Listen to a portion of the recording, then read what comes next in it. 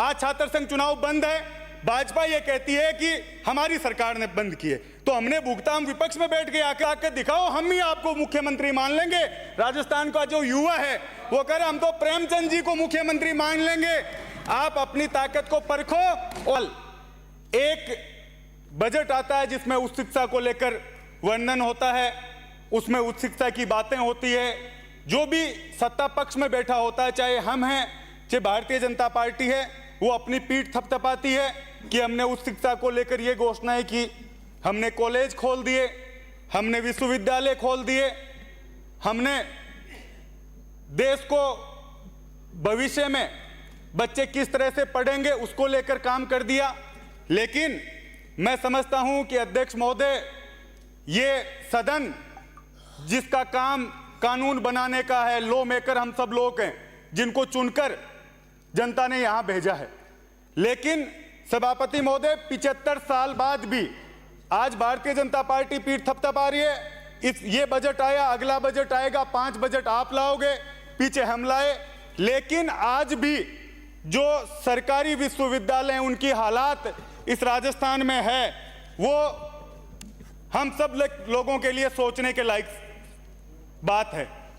अध्यक्ष महोदय, राजस्थान में 21 सरकारी विश्वविद्यालय हैं जिनमें यूजीसी से एनएएसी की ए+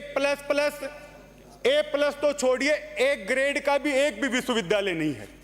आज ये हम सब लोगों के चिंता की विषय है कि हर बार हम बजट लाएंगे, हम लोग घोषणाएं करेंगे, लेकिन एक भी विश्वविद्यालय ऐसा नहीं है जो एक ग्रेड में भी पूरे देश की शिक्षा में आ रहा है।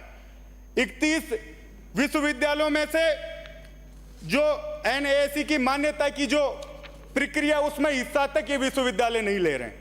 और अध्यक्ष महोदय, जितने विश्वविद्यालय हैं उनके अधिकांश कुलपति उत्तर प्रदेश के यहां जमे हुए हैं और वो ये तय तक नहीं कर पा रहे कि हमें इस प्रक्रिया में भाग लेना है कि नहीं लेना।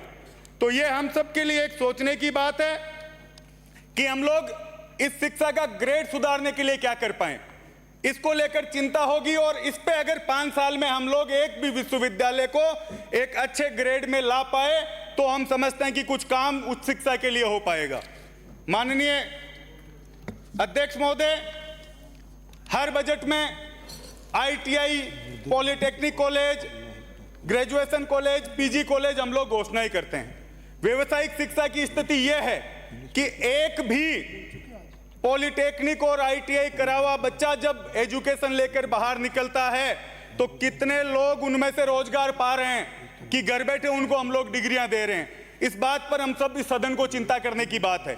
हमें यह सोचना पड़ेगा कि केवल हम डिग्री दे रहे हैं या गुणवत्ता की पढ़ाई हम लोग दे पा रहे हैं। आईटीआई में क्या बच्चा सीख रहा है, क्या पॉलिटेक्निक में बच्चा सीख रहा है, क्या वो बीए, बीएससी और पीजी करने के बाद कहां रोजगार पा रहा है। आज पूरे देश में बेरोजगारी का आलम हम सब लोगों के सामने है।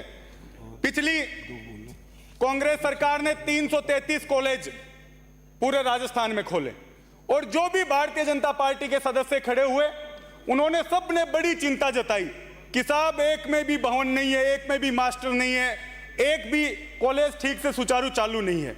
तो ये हमने नहीं किया, आपको मौका जनता ने दिया है, तो इन पर केवल आलोचना, टिक्का टिप्पणी से परे करके इनके हालात आप सुधारो। इनमें टीचर्स की, मानव संसाधनों की, बिल्डिंग की, वहां आप लोग सुविधाएं दो ताकि बच्चे पढ़ पाएं।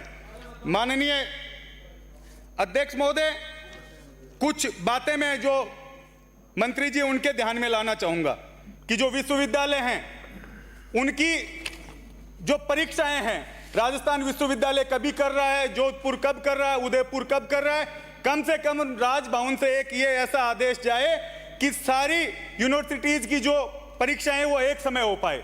क्योंकि जब कोई भी वैकेंसी निकलती है, राजस्थान विश्वविद्यालय का जो छात्र है वो ग्रेजुएट हो गया लेकिन रिजल्ट जोधपुर का नहीं आया, तो कम से कम ये व्यवस्था की जाए कि आने वाले समय में परीक्षाएं कम से कम एक समय पे पूरे राजस्थान के यूनिवर्सिटीज की हो, ताकि जो प्रतियोगी परीक्षाएं हैं उनमें अपने बच्चे भाग ले पाएं। माननीय अध्यक्ष महोदय, हमने पिछले समय में देखा कितनी फर्जी यूनिवर्सिटीज खुली, कितनी फर्जी डिग्रियां लेकर लोग नौकरी लग गए और जो बच्चे उसके असली हकदार थे वो पिट गए। तो आप सबसे निवेदन करना चाहूंगा कि उस यूनिवर्सिटीज को उनको बंद किया जाए, और आप लोग जो फर्जी डिग्रियां लेकर जो नौकरी लग रहे हैं, जो इस शिक्षा की व्यवस्था को खराब कर रहे हैं, उन पर कार्यवाही उच्च शिक्षा मंत्री जी इस पर करेंगे। माननीय अध्यक्ष महोदय, पिछली हमारी सरकार राजीव गांधी स्कॉलरशिप योजना लेकर आई। उसमें जो एकेडमिक रूप से टॉपर थे उन बच्चों को उच्च शिक्षा के लिए हम लोग विदेश भेजेंगे, ये व्यवस्था हमने की।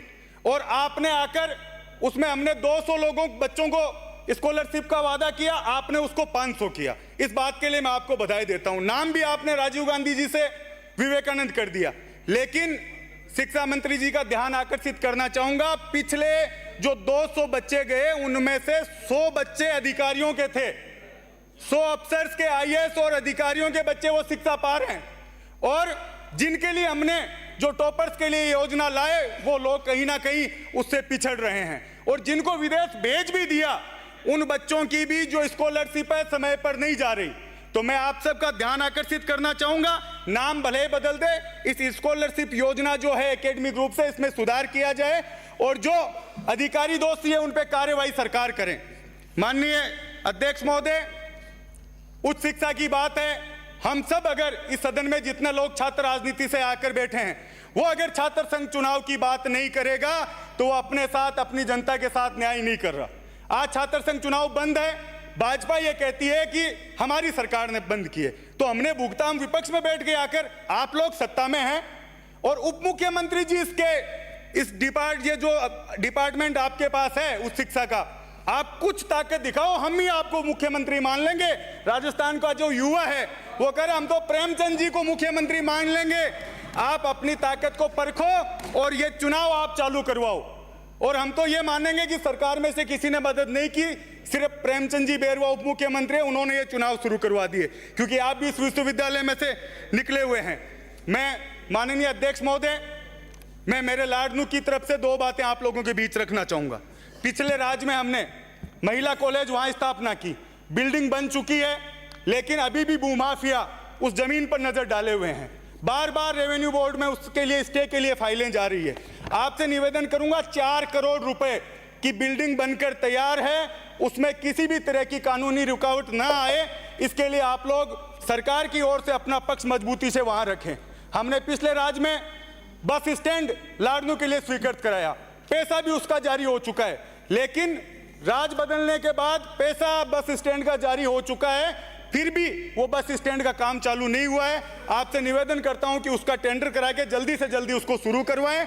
माननीय अध्यक्ष जी, आपने बोलने का मौका दिया, इसके लिए आपका धन्यवाद। जय हिंद, जय भारत।